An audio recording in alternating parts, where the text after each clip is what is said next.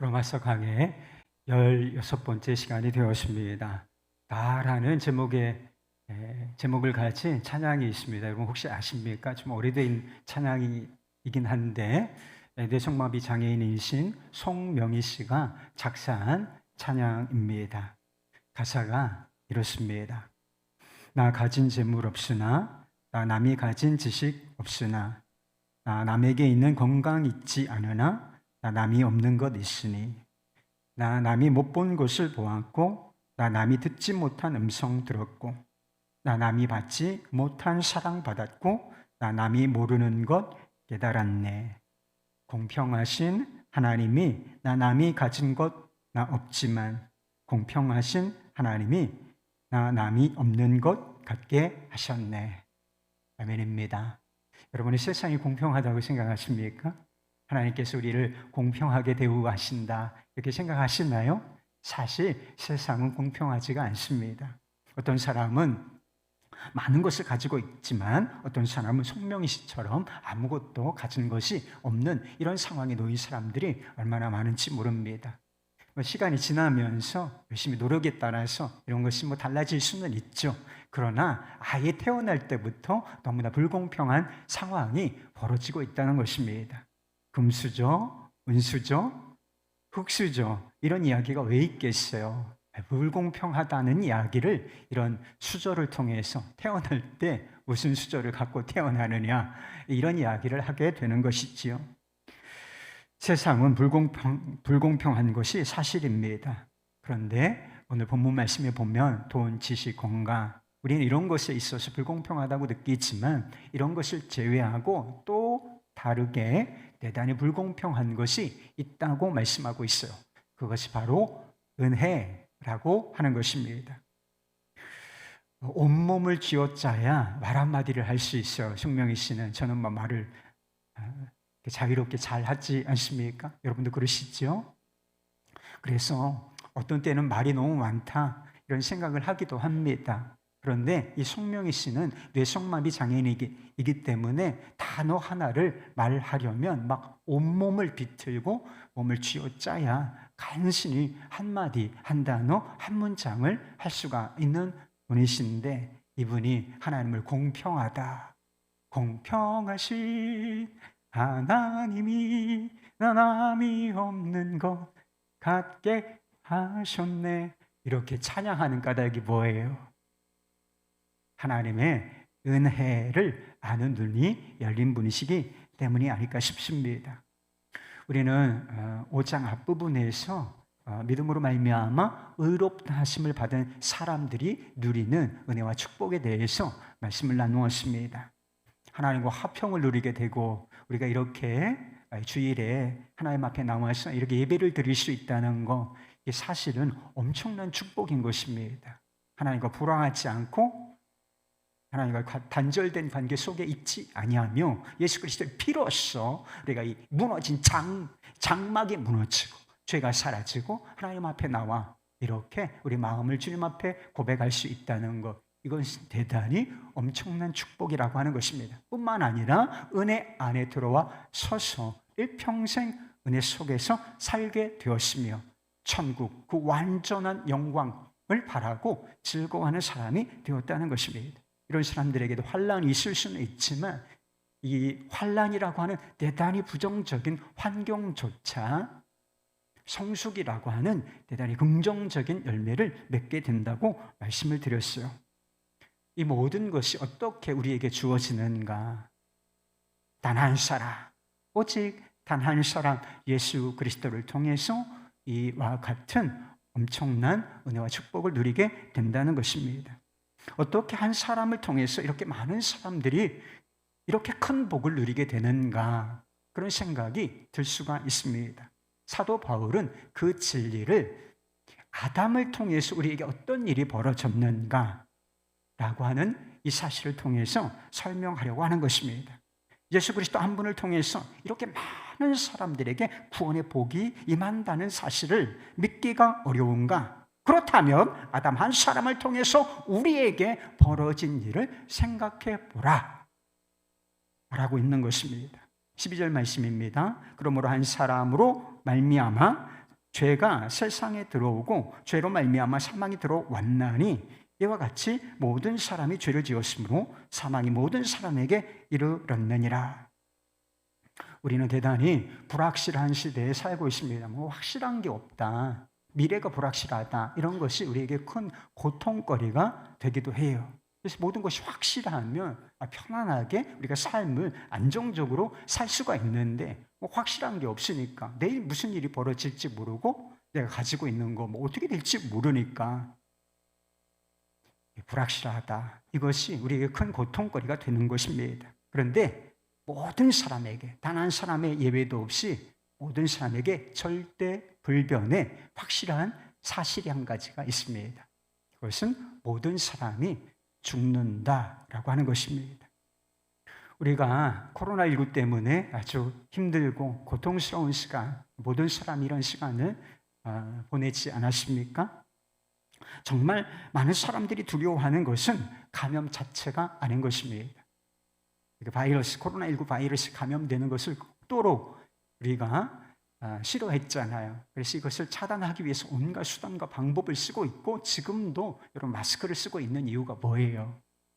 그래도 마지막까지 이 위험에서 우리 자신을 보호하기 위해서 이런 일을 우리가 하고 있는 것 아니겠습니까?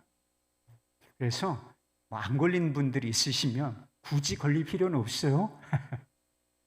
별로 유쾌한 경험은 아니었습니다. 예, 잘 지나가시면 좋겠는데, 정말 두려워하는 것이 무엇이냐? 바이러스 감염 자체가 아니라 이것으로 인하여 발생되는 2차, 3차 궁극적인 문제, 사실은 죽음을 두려워하는 것입니다. 우리가 바이러스 감염은 피할 수 있을지 모르지만, 이 코로나19 바이러스 또 다른 어떤 바이러스의 감염은 피할 수 있을지 모르지만 절대로 피할 수 없는 아주 궁극적인 문제, 그게 바로 죽음이라고 하는 것입니다. 왜 그렇습니까? 사도 바울은 모든 사람이 죄라고 하는 바이러스에 이미 감염이 되어 있기 때문이라고 하는 것입니다. 그래서 이것이 2차, 3차 궁극적인 증상을 나타내게 되는데, 그것이 바로 죽음이라고 하는 것입니다. 죽음은 자연스러운 것이 아니요, 진화론적인 입장에서 죽음은 대단히 자연스러운 것입니다. 태어나면 죽는 거지 뭐.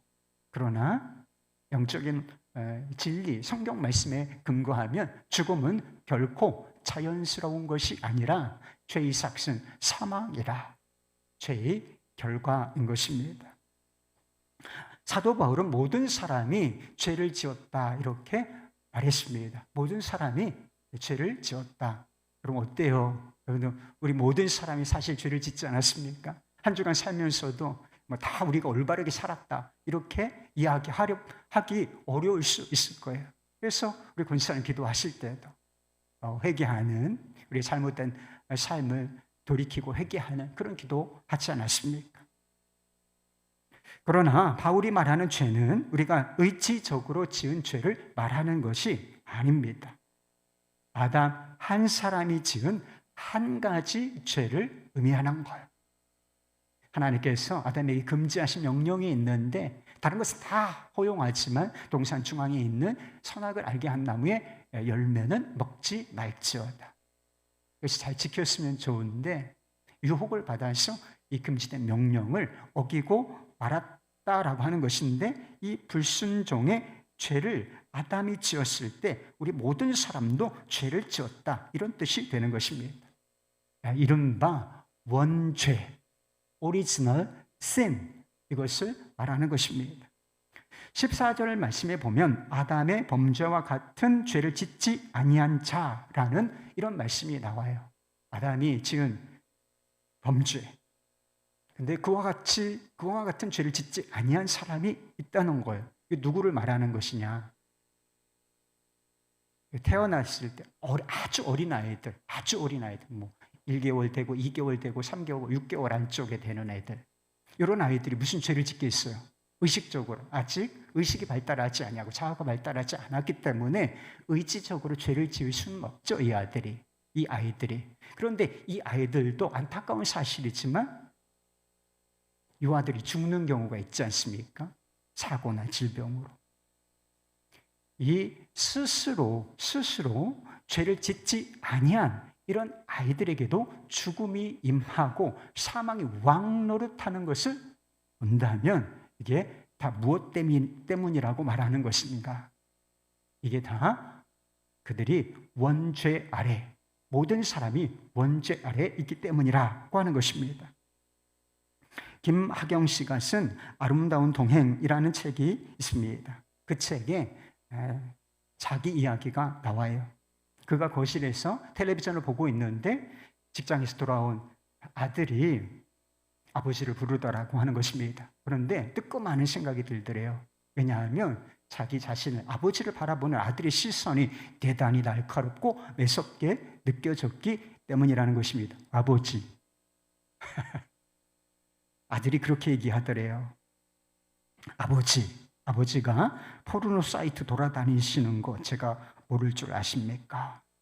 그 말을 듣는 순간 순식간에 얼굴이 달아오르고 오물 한 바가지를 뒤집어 쓴 낭패감, 이런 것이 밀려왔다고 했습니다. 이제까지 자녀를 양육하려면 훈육을 해야 되잖아요. 훈계도 하고, 그리고 바른 삶이 무엇인지도 가르쳐야 하는데 지금까지 자신이 늘어놓았던 훈계, 그리고 윤리, 도덕, 이런 것들이 한순간에 오물 덩어리가 되는 그런 느낌을 받았다는 것입니다.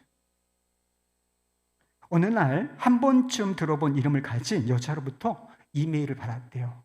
그래서 그 이메일을 열었는데 포르노 사이트가 떴다는 거예요. 무엇에 취한 듯 벗은 몸을, 여자들이 벗은 몸을 한참 동안이나 이렇게 화면을 들여다보았다는 것입니다. 처음 몇 번은 이런 일은 하면 안 되지, 이런 생각이 들었다는 거예요. 그래서 하지 않으려고 했지만 어느새 낯선 여자의 이메일을 꼬박꼬박 열어보게 되었다는 것입니다. 그리고 나중에는 상황이 어떻게 돌아갔느냐 하면 그녀의 이메일을 꼬박꼬박 열어보았을 뿐만 아니라 다른 포르노 사이트들을 적극적으로 찾아 돌아다니면서 그 이상한 영상을 계속 탐닉하는 상황이 되었다는 것입니다. 그는 이렇게 말했습니다. 나는 한 번도 내가 죄인이라고는 생각해 본 적이 없었다. 나 같은 성실한 사람은 세상에 눈을 씻고도 찾아볼 수 없을 것이라 늘 자신만만했다. 나는 언제나 올바르다고 생각했다. 그런데 나는 원래 죄인이었던 것이다. 여러분, 우리가 왜 죄를 짓는지 아세요? 우리가 죄를 짓고 살잖아요. 예전에 그랬고 요즘에도 그런 경우가 있지 않습니까? 왜 우리가 죄를 짓는가? 그것은 우리가 죄인이기 때문인 것입니다. 죄인이기 때문에 죄를 짓는 거예요. 그리고 우리가 죄인 된 것은 아담이 죄를 지었기 때문이라고 하는 것입니다. 우리는 지금 대단히 개인주의화된 사회 속에서 살고 있어요. 그래서 너는 너고 나는 나죠. 너 터치. 누가 간섭하는 거 여러분 좋아요? 좋아하지 않습니까? 누군가 내 삶에 간섭하는 거, 그것이 부모라고 할지라도 요즘에는 극도로 이렇게 싫어하는 그런 문화 속에서 우리가 살고 있습니다. 1인 세대, 혼자 단독 세대를 이루고 살아가는 사람들이 얼마나 많은지 모른다는 것입니다. 아담은 아담이고, 아담이 몇 천 년 전 사람이란 말이에요. 본 적도 없는 사람이에요. 근데 아담은 아담이지, 내가 아담하고 무슨 상관이 있다고 아담이 지은 죄가 내가 지은 죄가 된단 말인가? 벌써 이런 불평이 마음속에 생길 수가 있는 것이지요. 아담의 죄가 되고 내 죄가 되고 그 이후로부터 죄와 사망이 왕노릇하게 된 것은 그가 단순히 한 사람 개인이 아니라 인류를 대표하는 첫 번째 사람이었기 때문인 것입니다. 우리가 사는 세상이 너는 너, 나는 나, 개인주의 사회 같지만 실제로는 그렇지 않습니다. 세상이 그런 원리로 돌아가고 있지를 않아요. 대표의 원리가 지금도 우리의 삶을 지배하고 있다는 것입니다. 아주 가벼운 문제로부터 아주 중대한 문제까지, 우리의 생명을 좌우하는 이런 문제까지 다 대표의 원리에 따라서 결정되고, 그리고 그 결정에 따라서 많은 사람들이 영향을 받고 살아가고 있다라고 하는 것입니다. 우리가 얼마 전에 새로운 대통령을 뽑아봤죠. 근데 대통령 선거가 중요합니까? 대통령 선출하는 것, 대통령이 누가 되느냐, 이 문제가 중요한 문제일까요? 대단히 중요한 문제라고 우리가 인식하고 있습니다. 다 투표하셨죠. 대통령 선거 투표율이 70% 막 좀 넘어요. 그 바쁜데 그 한 표 행사하려고 표시도 잘 하지 않는 것인데 다 전 인구의 70% 이상이 되는 사람이 투표장에 가서 한 사람 대통령을 선출한다, 다 중요하게 여기고 있다는 증표가 되는 것입니다. 대통령 한 사람을 선출하는데 그 과정이 얼마나 까다로운지 몰라요. 도덕성, 그리고 그 사람이 가지고 있는 경력, 능력, 이것을 얼마나 까다롭게 검증하는지 모른다는 것입니다. 대통령 하는데 되게 어려워요. 한 수십 년 전, 한 30년, 40년, 50년 전의 일까지 다 들춰가니 막 탈탈 털어대면서 이 사람이 대통령이 될 만하냐, 뭐 토론하고 이런 과정을 거쳐가면서 한 사람에게 우리가 투표를 하게 되는 것 아니겠습니까? 대통령은 한 개인일 뿐만 아니라 국가의 대표이기 때문에 우리가 이렇게 까다롭게 신중하게 한 사람을 뽑게 되는 것이지요. 대통령 한 사람이 하는 행위는 이제 헌법 기관이 되기 때문에 법률적인 행동이 되는 거예요. 이 사람이 뭔가를 결정을 한다, 분별을 하고 판단을 해서 뭐 사인을 하지 않습니까? 그러면 이것은 그 대통령 한 개인에게만 영향을 미치는 것이 아니라 누구에게 다 영향을 미치는 것입니까?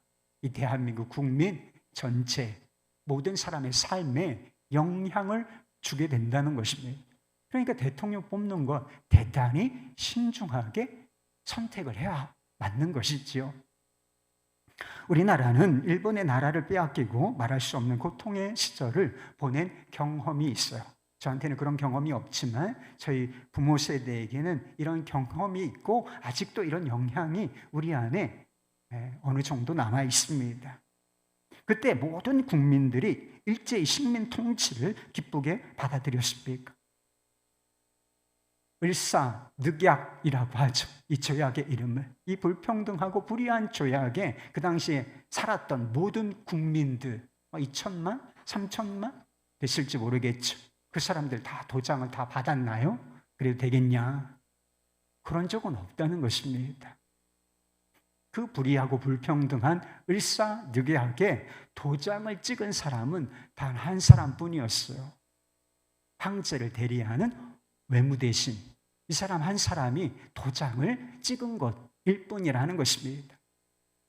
그런데 그 조약의 결과가 모든 사람에게 영향을 미치게 되었다는 것입니다.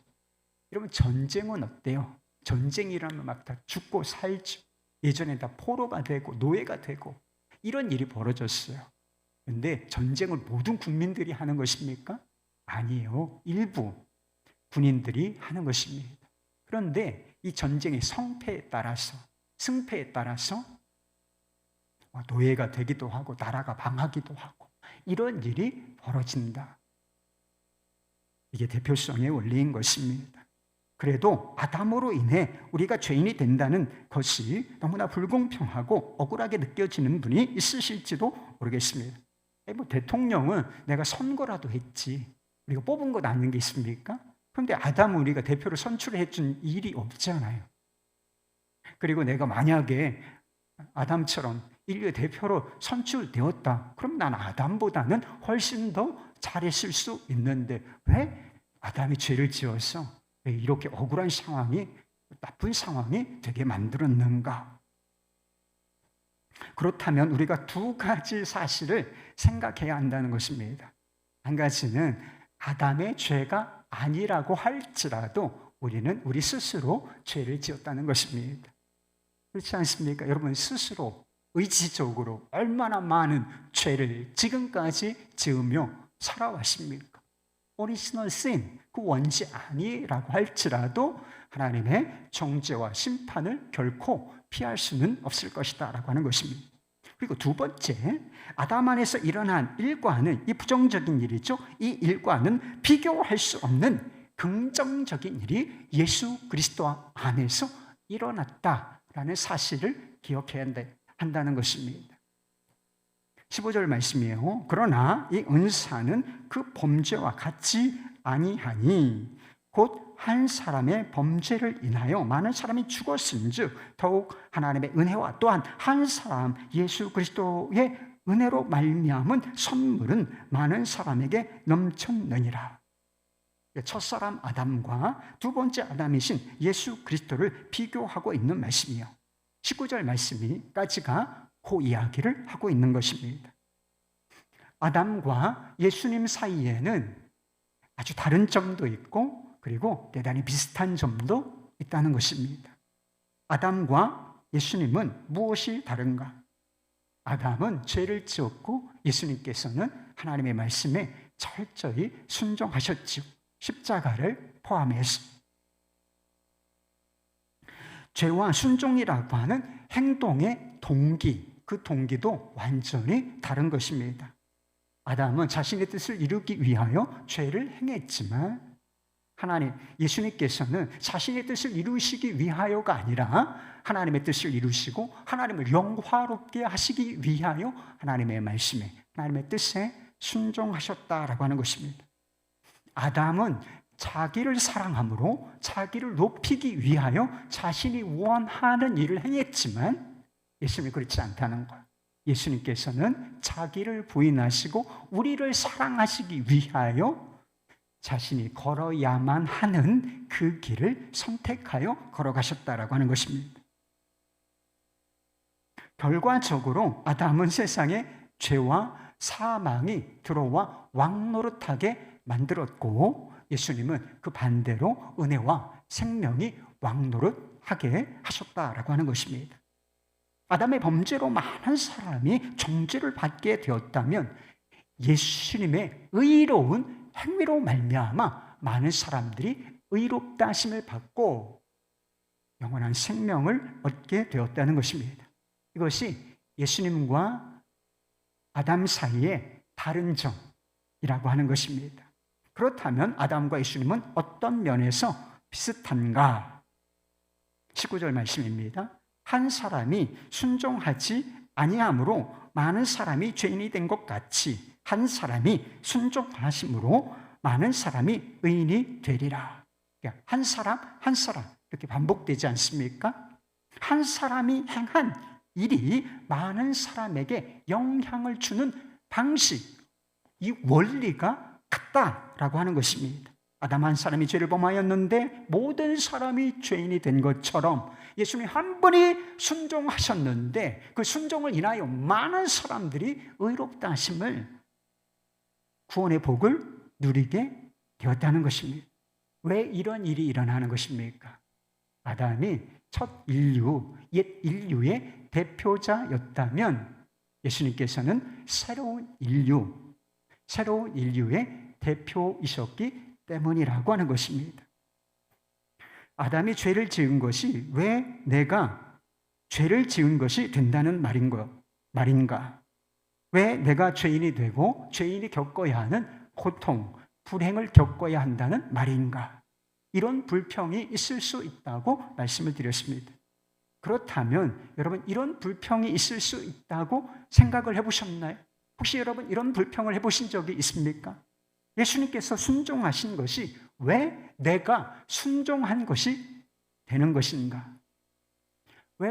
왜 내가 예수님 때문에 의로운 자가 되고 의로운 자가 되는 놀라운 축복을 받는가? 이런 생각, 혹시 이런 불평을 해보신 적이 있습니까? 아담 안에서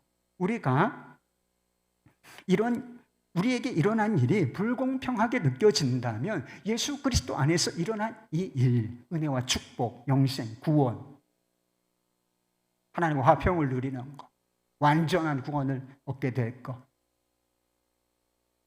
이 일도 대단히 불공평하다고 느껴야 옳은 것이 아니겠습니까? 사실 아담 안에서 일어난 일보다 예수 그리스도 안에서 일어난 이 일이 사실은 더 넘치도록 불공평한 일이라고 하는 것입니다.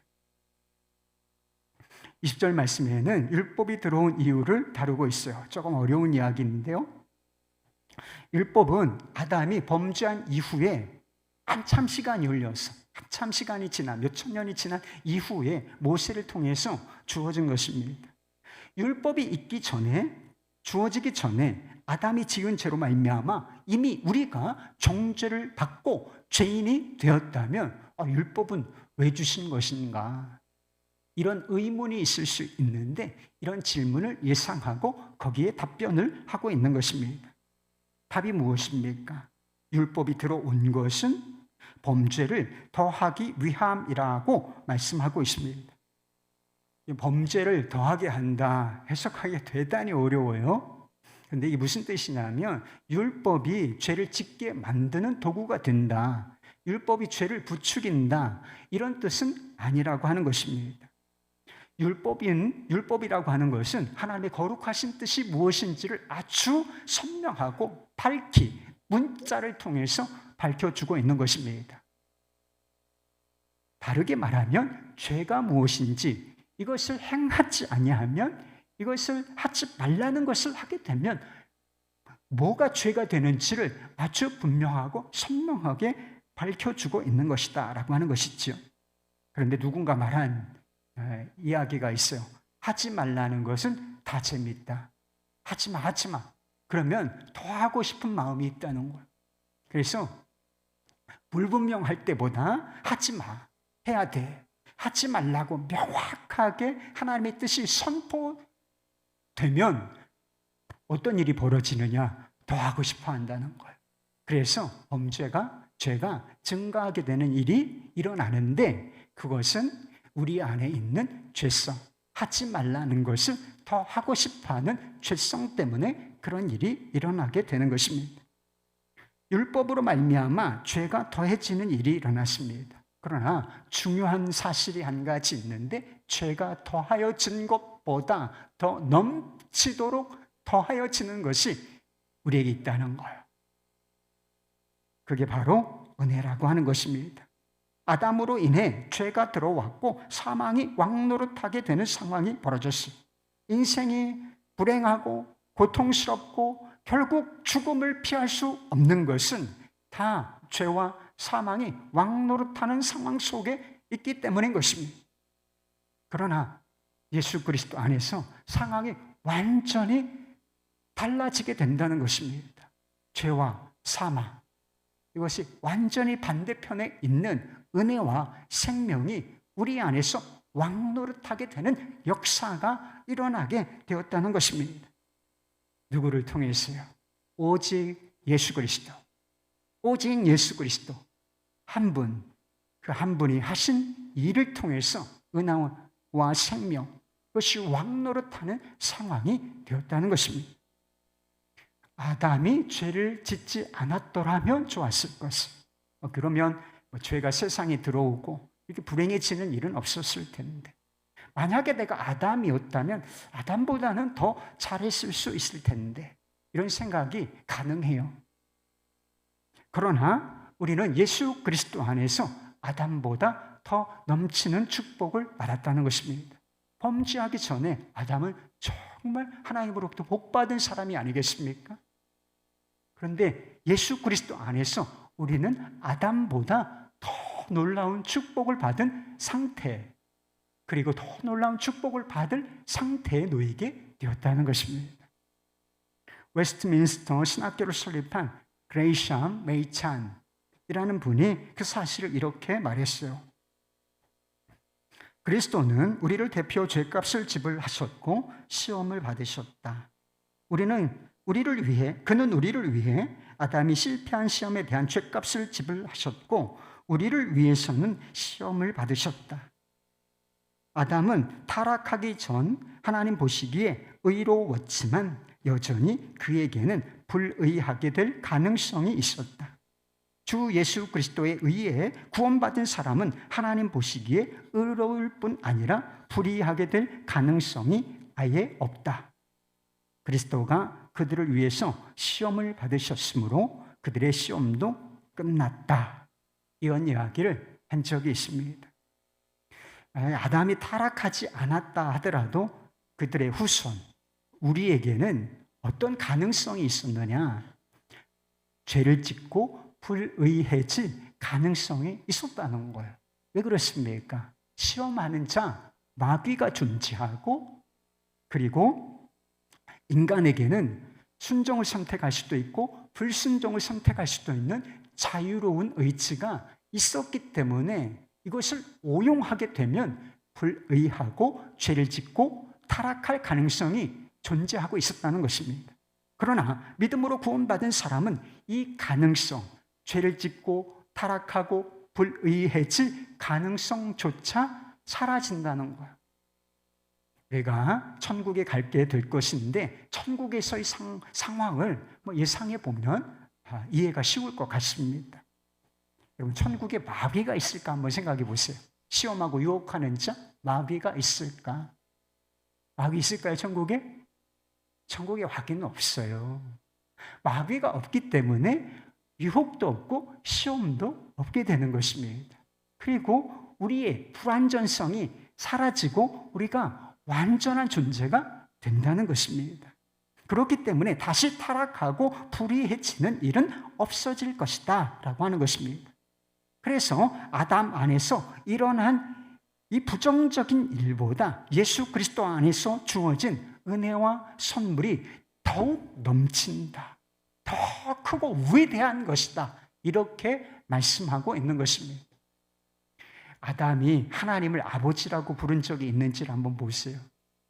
아담이 하나님을 아버지라고 부른 적이 있어요? 우리는 하나님을 아버지라고 부르는 것이 얼마나 큰 축복인지 잘 모르죠, 여러분. 아담조차 하나님을 아버지라고 부르지는 못했어요. 그러나 우리는 하나님을 아버지라, 나의 아버지. 이게 끊을 수 없는 관계잖아요. 이 사랑의 관계, 영원한 관계. 그러니까 얼마나 우리가 아담보다 더 놀라운 축복을 받는 사람이겠습니까? 지금 우리가 사는 세상은 마귀도 존재해요. 그래서 이 사단, 마귀가 오늘 사자와 같이 삼킬 자를 찾는다. 이런 경고의 말씀도 있는 것이 사실입니다. 그리고 마귀가 존재하기 때문에 시험도 유혹도 있는 것입니다. 그리고 여전히 우리는 불완전하기도 하고요. 그러므로 죄를 짓는 일도 있을 것이고 그것으로 인하여 고통을 겪게 되는 일이 있을 것입니다. 그러나 우리는 죄를 결국에 가서는 이길 것이고 완전한 구원을 얻게 될 것이라는 것입니다. 어느 정도로 우리가 거룩해질 것이냐? 성경 에베소서 말씀해 보면 티나 주름 잡힌 것, 깨끗한 거에 잡티 하나 없을 정도로, 주름 살짝 잡힌 것이 없을 정도로 하나님 앞에서 거룩하고 흠이 없는 상태에서 하나님이 주시는 영원한 생명을 누리게 될 것이라는 것입니다. 하나님의 영광 가운데 들어가서 하나님 안에서 놀라운 영적 교제를 누리게 될 것이다.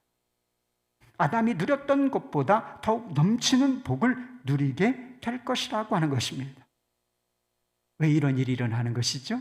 우리 어떠함 때문이 아니라 아담이 아니었다면 내가 더 정말 잘했을 것 같아요.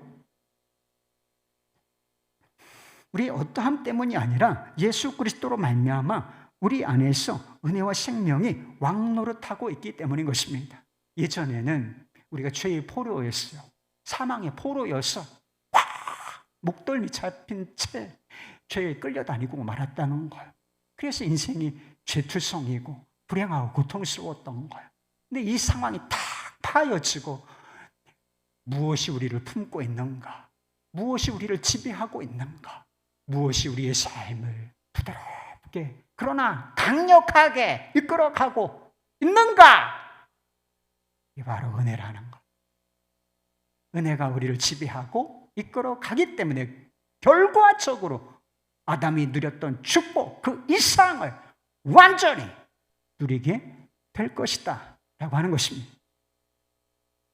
그리스도인의 삶에도 죄가 있어요. 아직 죄가 있습니다. 그래서 결코 이 죄를 가볍게 여기면 안 되는 것입니다. 죄의 심각성을 경고하는 말씀이 많이 있어요. 죄의 심각성을 깨달아야 하는 것입니다. 그러나 동시에 우리에게 넘치는 은혜가 있다는 사실을 잊어서도 안 된다는 사실입니다. 어떤 은혜죠?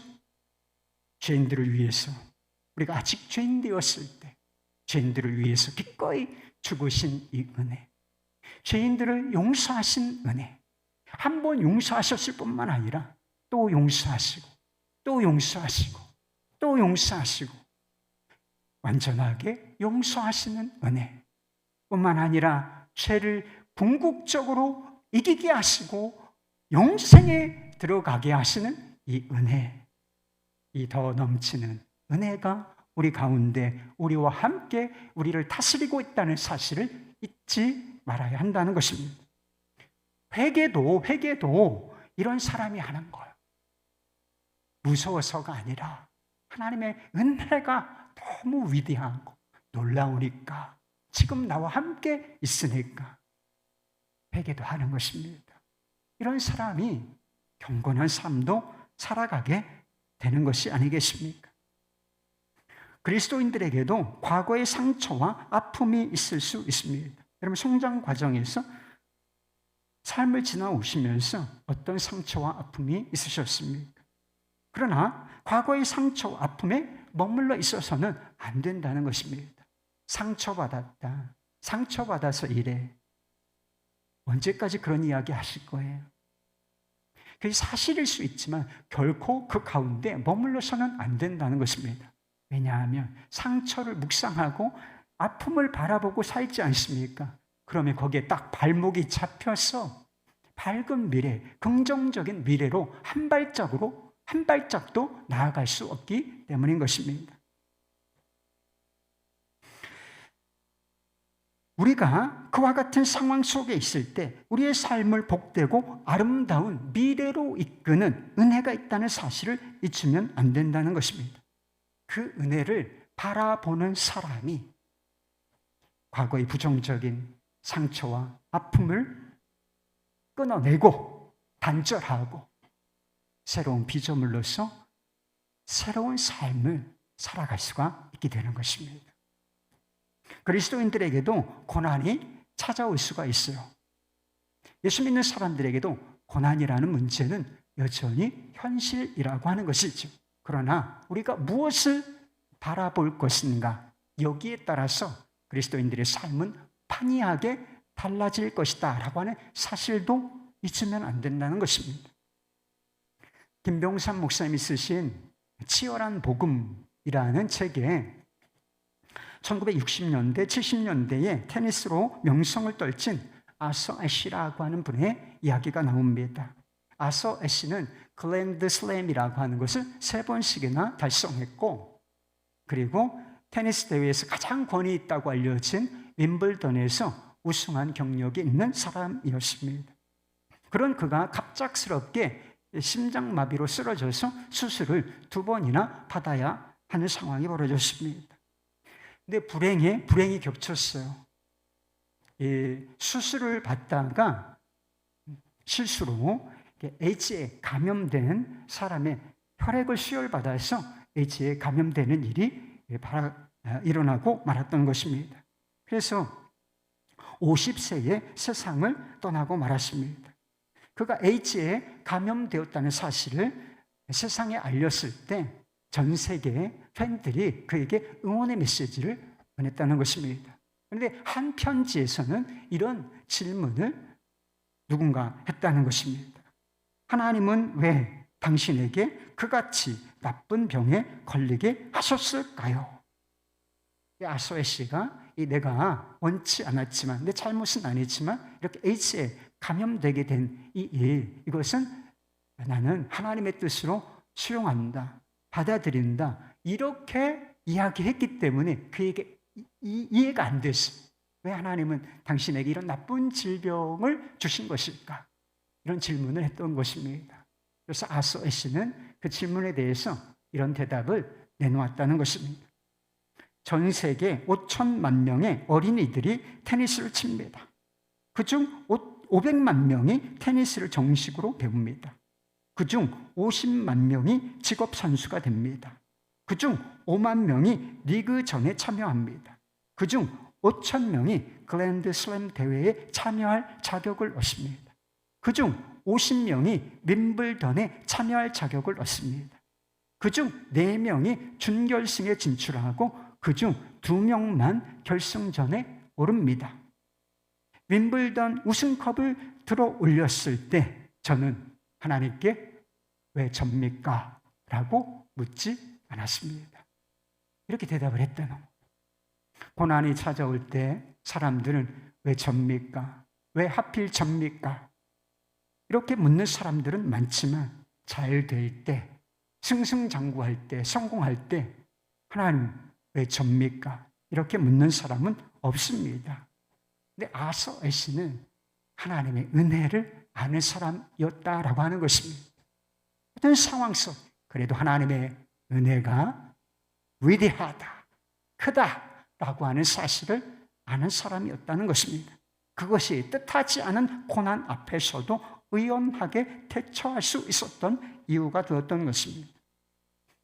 아담이 지은 죄가 왜 내가 지은 죄가 되어야 합니까? 라고 묻는 사람은 많지만 예수님께서 하신 일로 왜 내가 의로운 자가 되고 의로운 자의 축복을 받아야 합니까? 라고 묻는 사람은 없습니다.